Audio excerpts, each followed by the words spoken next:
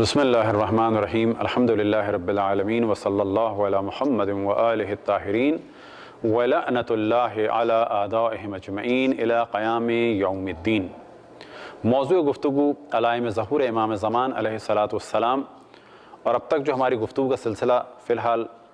سابقہ نشست سے اور اب تک چل رہا ہے وہ ہیں غیبت سے پہلے کی عام علامتیں، اور اس جانب ہم توجہ دلا چکے کہ ان علامتوں کو ظاہر ہونے میں ممکن ہے کہ 200 300 400 سال تک لگیں اور تدریجاً یہ علامتیں پھیلتی چلی جائیں۔ اب جو علامت آپ کے سامنے ہم بیان کریں گے اس کا تعلق ہے شراب سے، اور اتنی بات کلیئر ہے کہ شراب بہت سارے ادیان میں پی جا رہی ہے، اور یہاں پر جب یہ ڈسکشن کیا جائے کہ شراب عام ہو جائے گی تو بظاہر مراد یہی ہے کہ مسلمانوں میں عام ہو جائے گی، کہ جس طرح سے تدریجاً عام ہو رہی ہے۔ اور حتیٰ بعض افراد کے یہاں تو شراب اتنی نارمل سی چیز ہو چکی ہے کہ وہ اس کو اپنا ایک اسٹیٹس سمبل سمجھتے ہیں، اور اگر نہ پی جائے کسی محفل میں تو اس کو وہ بے وقوف سمجھتے ہیں۔ اب یہ بات یورپ یا امریکہ کی تو نہیں ہو رہی کہ جہاں پر نان مسلمز پی رہے ہیں، یہ ہم بات کر رہے ہیں کچھ مسلمانوں کی کہ وہ بھی اس حد تک شراب سے قریب ہو چکے ہیں، اور یہ آخر زمانے کی علامتوں میں سے ایک علامت ہے، اور بلا شک ہر حرام سے بچنا چاہیے تاکہ معاشرے کے خراب کرنے میں خود ہمارا دخل نہ ہو۔ ایک روایت کہ جس کا ذکر کافی میں بھی ہوا، ورایت الخمور، اور بہار میں بھی ہوا، ورایت الخمور تشرب علانیتاً، اور تم دیکھو گے کہ شراب کھلم کھلا پی جا رہی ہے اعلان کے ساتھ، یعنی کوئی کسی قسم کا خوف نہیں ہے۔ وَيَجْتَمِعُ عَلَيْهَا مَنْ لَا يَخَافُ اللَّهَ عَزَّ وَجَلَّ، اور اس شراب کی محفل میں وہ لوگ جمع ہوں گے جنہیں اللہ سبحانہ وتعالیٰ کا کسی قسم کا بھی کوئی خوف نہیں ہے۔ اور علائم اور آخر زمانے کی علامتوں سے ایک علامت کہ جو رسول اللہ صلی اللہ علیہ وسلم سے نقل ہوئی، اور بہار کی جلد نمبر 52 میں اس کا ذکر ہوا، فرماتے ہیں عند شرب القہوات۔ اب یہاں پر ڈسکشن ہے کہ یہاں پر اس کا ترجمہ جو بعض فارسی یا اردوی کتابوں میں کیا جاتا ہے وہ یہ کہ قہوے کی مختلف اقسام ہوں گی، تو آیا اس کے معنی یہ ہیں کہ مختلف قسم کے قہوے ہوں گے کیونکہ لفظ قہوہ ہے، لیکن سابقہ دور میں لفظ قہوہ شراب کے لیے بھی استعمال ہوتا تھا، لہٰذا اس روایت کے دو معنی نکالے جا سکتے ہیں، ایک یہ کہ اس زمانے میں مختلف قسم کے قہوے ہوں گے، اور دوسرا یہ کہ اس زمانے میں مختلف قسم کی شرابوں کو پیا جائے گا، اور دونوں باتیں صحیح ہیں اور دونوں احتمالات صحیح ہیں، لیکن زیادہ احتمال یہی ہے کہ اس روایت میں قہوے سے مراد شراب ہی ہو، اور یہ سابقہ دور میں شراب کے لیے لفظ استعمال ہوتا تھا۔ وَرَأَيْتَ الشَّرَابَ تُبَاعُ ظَاهِرًا لَيْسَ عَلَيْهِ مَانِعٌ، اور تم دیکھو گے کہ شراب کھلم کھلا بیچی جا رہی ہے اور کوئی اس کا روکنے والا نہیں ہے، اور اس سے بھی مراد بظاہر یہی ہے کہ مسلمان ممالک میں شراب بہت زیادہ عام ہو جائے گی، کوئی اس سے روکے گا نہیں۔ وَرَأَيْتَ الْخَمْرَ يُتَدَاوَى بِهَا وَتُوصَفُ لِلْمَرِيضِ وَيُسْتَشْفَى بِهَا، اور تم دیکھو گے کہ شراب کے ذریعے سے علاج کیا جا رہا ہے، یعنی شراب کو دوا کے طور پہ استعمال کیا جا رہا ہے، اور مریض کے لیے جو پرسکرپشن لکھا جائے گا وہ بھی شراب کا ہوگا، یعنی کہا جائے گا تم شراب پیو، اور اس کے ذریعے سے شفا کو طلب کیا جائے گا۔ اب یہ ذہن میں رکھیں کہ عموماً کہا جاتا ہے کہ اگر شراب سے بھی علاج ضروری ہو جائے، آخری حد ہو تو شراب جائز ہو جاتی ہے، لیکن یاد رکھیں کہ اس وقت کوئی بھی ایسا مرض نہیں ہے کہ جس کے لیے کہا جائے کہ شراب جائز ہو گئی۔ ہاں، اگر شراب سے نجس پانی ہو اور دم نکلنے والا ہو، کسی شخص کا بیابان میں ہو، تو کہا جائے گا کہ یہ نجس پانی پی لے یا شراب کے ذریعے سے جان بچا لے، لیکن اس وقت بظاہر ڈاکٹر سے بھی ہم نے پوچھا، کوئی ایسی چیز نہیں ہے کہ جس میں شراب کی ضرورت ہو۔ اب گفتگو آ جاتی ہے، ممکن ہے کوئی کہے کہ بعض کف سیرپ میں الکوہل ہوتی ہے، تو وہ شراب نہیں ہوتی بلکہ وہ الکوہل سے مراد الکوہل صنعتی ہے، یعنی انڈسٹریل الکوہل۔ البتہ انڈسٹریل الکوہل ایک وسیع مفہوم ہے، اس میں ایک آرٹیفیشل الکوہل ملائی جاتی ہے دواؤں میں بڑی مختصر سی مقدار میں، اور وہ نجس نہیں ہے، اور اگر مختصر سی مقدار میں کسی دوا میں ہو اور اتنی کم ہو کہ اس کو الکوہل نہ کہا جائے تو وہ جائز ہے۔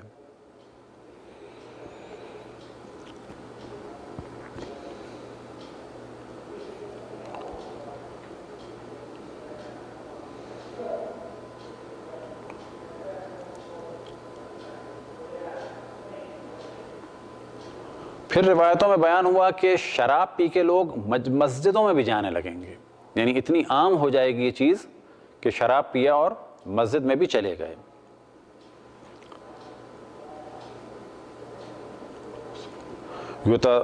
یتواصفون فیہا یعنی فی مساجد کہ تم شراب المسکر،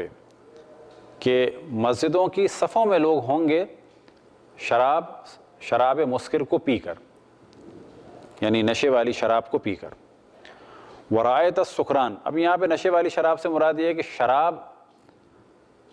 جب عربی میں کہا جاتا ہے تو ہر پینے والی چیز کو شراب کہا جاتا ہے، پانی کو بھی شراب کہا جائے گا، لیکن شراب مسکر سے مراد یہاں پر ہے شراب، جسے ہم اردو میں شراب کہتے ہیں، جسے عربی میں کہا جاتا ہے خمر۔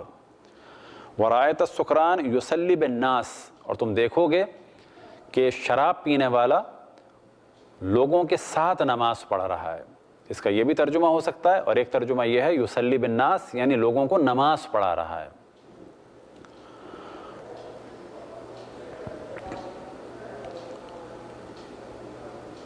وَإِذَا سَكِرَ أُكْرِمَ، اور جو شراب پیے گا اس کا احترام کیا جا رہا ہے۔ وَأُتَّقِيَ، اور اس سے ڈرا بھی جا رہا ہے، یعنی پاورفل آدمی ہے۔ اب یہ بھی ہو سکتا ہے کہ بعض مساجد میں ایسے افراد آ جائیں کہ جو شرابی بھی ہوں، اتنے پاورفل بھی ہوں کہ لوگ ان کے پیچھے نماز بھی پڑھیں گے، ان کا احترام بھی کریں گے، ان سے ڈریں گے بھی، یا یہ کہ وہ نماز ساتھ پڑھ رہے ہیں اور ان کا احترام بھی کیا جائے گا اور انہیں کوئی کچھ نہیں کہے گا۔ کیوں نہیں کوئی کہے گا؟ خوف کی وجہ سے اور ڈر کی وجہ سے کہ کہیں ان سے نقصان نہ پہنچے۔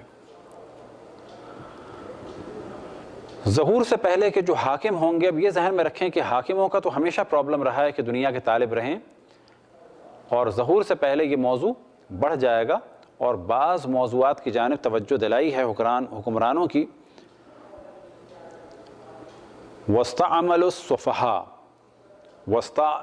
السُّفَهَاءَ، اور حکومت کے لیے بے وقوفوں کو استعمال کیا جائے گا۔ وَشَاوَرُوا النِّسَاءَ، اور خواتین سے مشورے کیے جائیں گے۔ وَكَانَتِ الْأُمَرَاءُ فَجَرًا، اور حاکم فاجر ہوں گے۔ وَالْوُزَرَاءُ ظَلَمًا، اور وزیر ظالم ہوں گے۔ وَعَلَتْ أَصْوَاتُ الْفُسَّاقِ، اور فاسقوں کی آوازیں بلند ہوں گی۔ وَاسْتُمِعَ مِنْهُمْ، یہ جملہ گانے کے طور پہ بھی، گانے کے موضوع میں بھی استعمال ہوا کیونکہ وہاں بھی اس کا مصداق ہے، اور یہ سیاسی موضوعات میں بھی اس روایت کا بعض جگہ ذکر ملتا ہے۔ اور کہا جا سکتا ہے کہ جیسے کہ آج کل ہمارے ہاں پارلیمنٹ میں دیکھنے میں آیا ہے کہ فاسق قسم کے افراد پارلیمنٹ میں ہیں، ظالم قسم کے افراد، خصوصاً اگر آپ پاکستان انڈیا میں دیکھیں جو حال ہے اس وقت کہ کوئی ان پر چیک اینڈ بیلنس نہیں ہے، کوئی ان کو ٹوک نہیں سکتا، مختلف جگہوں کے وہ وڈیرے ہیں، نواب ہیں، فاسق قسم کے افراد ہیں، ان کی آوازیں بلند ہو رہی ہیں پارلیمنٹ میں اور ان کی باتوں کو سنا جا رہا ہے۔ تو شاید اس جانب اشارہ ہو۔ وَعَلَتْ أَصْوَاتُ الْفُسَّاقِ، فاسقوں کی آوازیں بلند ہوں گی۔ وَاسْتُمِعَ مِنْهُمْ، اور ان کی باتوں کو سنا جائے گا۔ وَكَانَ زَعِيمُ الْقَوْمِ، اور قوم کے جو بڑے افراد ہوں گے،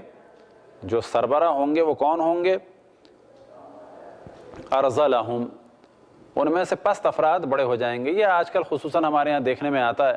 انڈیا پاکستان میں کہ بعض علاقوں کے جو غنڈے افراد ہیں کہ جنہیں وہاں کی اصطلاح میں کہا جاتا ہے دادا یا دادا گیر، وہ افراد تدریجاً پولیٹکس میں آتے ہیں اور کونسلر سے شروع کرتے ہیں یا ایم پی اے اور ایم این اے سے سلسلہ شروع کرتے ہیں اور بعض دفعہ وزارتوں تک پہنچ جاتے ہیں۔ تو اسی جانب ممکن ہے یہ اشارہ ہو کہ فاسق ترین لوگ جو ہیں وہ بلند مقاموں پر فائز ہوں گے۔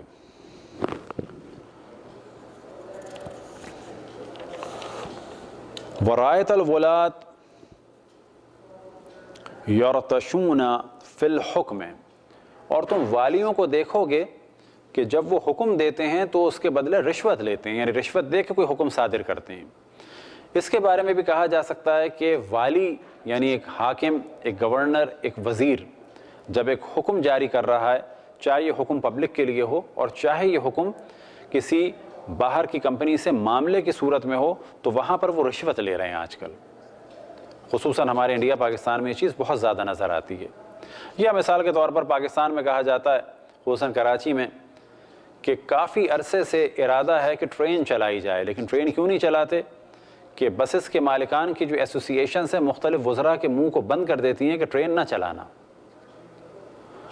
تو یہاں پر مختلف اس کے مصداق ہو سکتے ہیں کہ جو اس وقت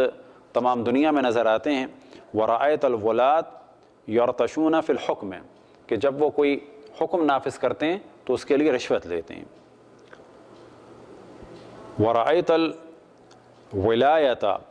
قبالۃ لمن زاد، اور جب کسی کو کوئی پوسٹ دی جاتی ہے، کوئی اس کو لیٹر دیا جاتا ہے، کنفرمیشن لیٹر، تو یہ دیکھ کے دیا جاتا ہے کون کتنی زیادہ رشوت دے رہا ہے۔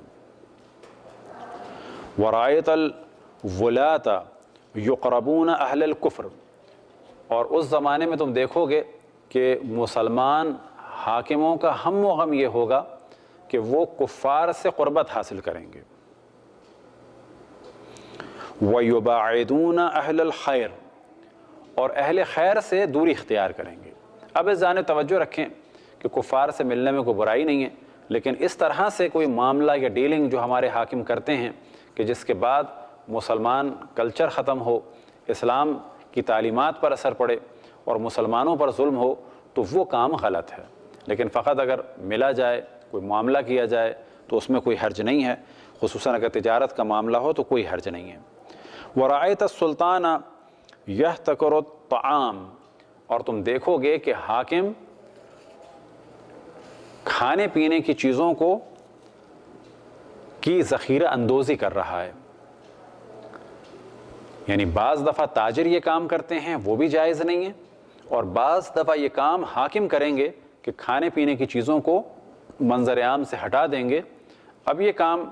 کسی سیاسی فائدے کے لیے ہو یا یہ کام تاجروں کو فائدہ دینے کے لیے ہو کہ اس وقت مارکیٹ سے ان چیزوں کو غائب کر دیں اور آپ اس چیز کا ریٹ بڑھا دیں۔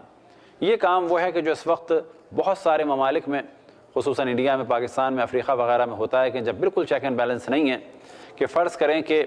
ایک خاص مقدار میں کئی لاکھ ٹن چیزیں موجود ہیں کہاں پر، ایک ملک میں، اب دوسری جگہ سے اس کو امپورٹ کرنا ہے، تو جان بوجھ کے حاکم امپورٹ نہیں کر رہا ہے۔ کیوں نہیں کر رہا ہے؟ تاکہ جو چیز یہاں پر ہے جب اس کی درآمد نہیں ہوگی تو اس کی قیمت بڑھ جائے گی، اور ان لوگوں نے جو چیز امپورٹ کی ہے فرض کریں 10 روپے کی، اور وہ بکتی ہے عام طور پر 15 روپے میں، لیکن جب ہم وہ شپمنٹ نہیں ہونے دیں گے کہ جو باہر سے اس وقت چیز آ رہی ہے اس کو تھوڑا سا ڈیلے کروا دیں گے، جو گورنمنٹ کا کام تھا کچھ چیزیں امپورٹ کر کے پبلک تک پہنچانا، اس کو صرف اس وجہ سے امپورٹ نہیں کر رہے ہیں تاکہ ان تاجروں کو اس 10 روپے کی چیز پر 20 روپے کا فائدہ ہو، جو کل تک یہ 10 کے بجائے 10 کی چیز لے کے 15 کی بیچتے تھے، آج کیونکہ غلہ کم ہو چکا ہے یہ اس چیز کو بیچیں 30 روپے کا، اور اس کے بدلے وہ حاکم اپنا کمیشن لے لیں گے۔ یہ وہ کام ہے جو ہمارے یہاں تھرڈ ورلڈ میں بہت زیادہ ہو رہا ہے۔ ورایت الرجل یطلب الریاست لغرض الدنیا، اور تم دیکھو گے کہ لوگ ریاست کو حاصل کریں گے، یعنی پاور کو حاصل کریں گے دنیا کو حاصل کرنے کے لیے۔ وَيَشْتَهِرُ نَفْسَهُ بِخُبْثٍ، اور لوگوں کو ڈرانے کے لیے اپنے آپ کو مشہور کریں گے کہ میں بہت ہی سخت آدمی ہوں، بڑا فاسق آدمی ہوں، صرف کس لیے کہ ان کا رعب بیٹھے اور لوگ ان سے ڈریں اور ان کی زبان سے ڈریں۔ اسی طرح سے سیاسی اعتبار سے ایک چینج آئے گا ظہور سے پہلے کہ تدریجاً یہ چیز بڑھ جائے گی۔ یہاں پر قطعاً یہ مراد نہیں ہے کہ خواتین کی مخالفت کی جا رہی ہے، بلکہ اگر آپ دیکھیں امریکہ کا کوئی پریزیڈنٹ اب تک کوئی خاتون نہیں بنی، گو کہ انگلینڈ میں خواتین ملکہ بھی رہیں، تو اسی طرح کہا جا سکتا ہے کہ مسلمان ممالک میں بھی خواتین نے حکومت کی، بہت ساری ریاستوں میں حکومت کی، تو یہاں پر ہمارا موضوع یہ نہیں ہے کہ خواتین حکومت کریں یا نہ کریں، کیونکہ ہر علامت ظہور سے پہلے کی ایسی نہیں ہے کہ جسے کہا جائے کہ وہ غلط ہے۔ مثال کے طور پر اگر کہا جاتا ہے کہ عمارتیں بلند ہوں گی تو بلند عمارتیں ہوں گی، اور وہ ظہور کی ایک علامت ہے، لیکن اس کے معنی یہ نہیں ہے کہ بلند عمارتیں بنانا حرام ہے، ایسا قطعاً نہیں ہے۔ تو اسی طرح سے بیان ہوا ورعایت النساء قد غلبنا علی الملک، اور تم دیکھو گے کہ ممالک پر خواتین غالب آ جائیں گی، یا حکومت، ملک سے مراد حکومت بھی ہے، جب تم دیکھو گے کہ حکومت پر خواتین غالب ہو جائیں گی۔ وغلبنا علی کل امر لا یؤتی الا ما لہن فیہ حوا، اور ہر اس چیز پر غالب ہو جائیں گی اور حکم دیں گی جس میں ان کا فائدہ ہو، ان کی دنیاوی خواہشات اس میں نظر آ رہی ہوں۔ تو آخر زمانے میں حاکموں کا جو سلسلہ ہے وہ بڑا عجیب و غریب ہوگا۔ حاکم آخر زمانے میں خصوصاً مسلمان ممالکوں کے جو حاکم ہیں، اور جس طرح سے آپ دیکھ رہے ہیں خصوصاً عرب ممالک کے حاکموں کو، کہ ان کا ہم و غم سوائے عیاشی اور فحاشی کے کچھ نہیں ہے، صرف یہ چاہتے ہیں کہ مال جمع کریں، اور ان کا ہر ایگریمنٹ یا اپنے مال کے لیے ہے یا اسلام کے دشمنوں کو خوش کرنے کے لیے ہے۔ مثال کے طور پر اگر آپ دیکھیں عرب ممالک میں خصوصاً سعودی عربیہ کو، تو ان کا جب وجود ہوا، کیونکہ پہلے یہ ایک چھوٹی سی جگہ کے حاکم تھے نجد کے، اور ان کے پھیلنے کا وہی طریقہ تھا جو آج IS کا ہے کہ قتل کرو، غارت کرو اور شہروں پہ قبضہ شروع کر دو۔ اور یہ ذہن میں رکھیں کہ ایک اکثریت مسلمانوں کی ایسی ہے کہ جو اہل بیت سے دور ہے، وہ بڑی جلدی فاسق اور فاجر حاکموں کے تابع ہو جاتی ہے۔ وجہ یہ ہے کہ ہماری فقہ میں فاسق اور فاجر حاکموں کی اطاعت صحیح نہیں ہے، لیکن فقہ اہل بیت کے مقابلے میں کچھ ایسے مذاہب بھی ہیں کہ جن کا ہم نام نہیں لیتے، ان مذاہب میں فاسق اور فاجر حاکموں کی اطاعت واجب ہے۔ مثال کے طور پر ایک کتاب ہے جس کا نام ہے عقائد نصفی، اور یہ وہ کتاب ہے کہ جو ہر دینی مدرسے میں کلام کی کتاب کے عنوان سے اس کو پڑھایا جاتا ہے بعض مذاہب اسلامی میں،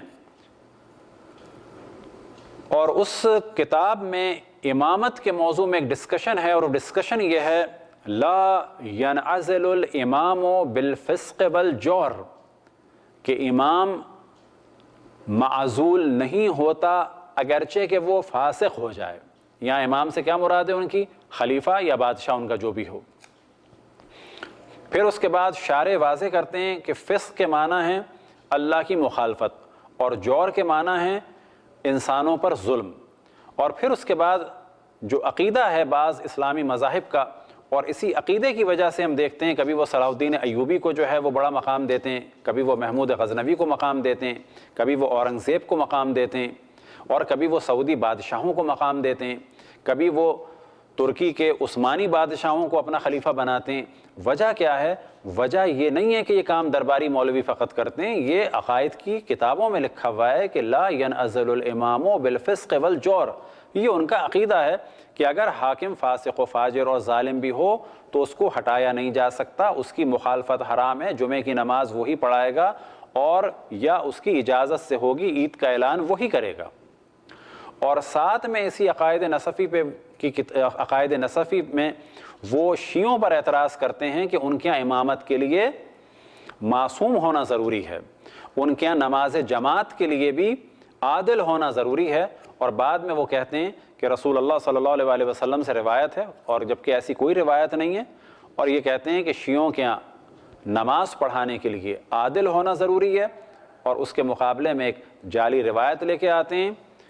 صلو خلف کل مسلم برن کانا او فاجرا، صلو یعنی نماز پڑھو، خلف کل مسلم، ہر مسلمان کے پیچھے نماز پڑھو چاہے وہ جیسا بھی ہو۔ یہ عقیدہ ہے ان بعض مذاہب اسلامی کا، چاہے وہ فاسق ہو چاہے وہ فاجر ہو، اس کے پیچھے نماز پڑھو، جبکہ ہمارا عقیدہ کیا ہے کہ نماز اس کے پیچھے پڑھو کہ جو عادل ہو۔ یہ عقائد کیوں بنائے گئے؟ جب اہل بیت کے مقابلے میں فاسق اور فاجر بادشاہ بنو امیہ اور بنو عباس کے تھے تو اہل بیت کو تو جیلوں میں ڈالا گیا، ان درباریوں نے ان بادشاہوں کو اپنا امام بنایا، اپنا خلیفہ بنایا، ان کو احترام دیا، نماز جمعہ ان سے پڑھوائی، نماز جمعہ ان کی بغیر اجازت کے ہو نہیں سکتی تھی اور عید ان کی بغیر اجازت کے ہو نہیں سکتی تھی، ان کے خلاف بولنا حرام تھا، ان کے خلاف اٹھنا حرام تھا۔ لیکن تعجب کی بات یہ ہے کہ ان کے خلاف بولنا حرام تھا، ان کے خلاف اٹھنا حرام تھا، جیسے بنو امیہ کے خلاف بولنا اور اٹھنا حرام تھا، لیکن جب بنو عباس پاور میں آئے، اٹھے، تو پھر وہ خلیفہ ہو گئے۔ تو حاکموں کا جو حال ہے وہ کب خراب ہوتا ہے کہ جب پبلک انہیں نہ ٹوکے۔ یہ تھی ایک مختصر سی گفتگو علائم ظہور کہ جو عمومی ہیں اور ظہور سے کچھ عرصے پہلے تک ہوں گی۔ خداوند تبارک و تعالیٰ سے دعا ہے کہ بحق محمد و آل محمد ہمیں اپنے رسول، اپنی حجتوں، خصوصاً امام زمان علیہ السلام کی معرفت اور اطاعت کی توفیق عطا فرمائے۔ وصلی اللہ علی محمد و آلہ الطاہرین۔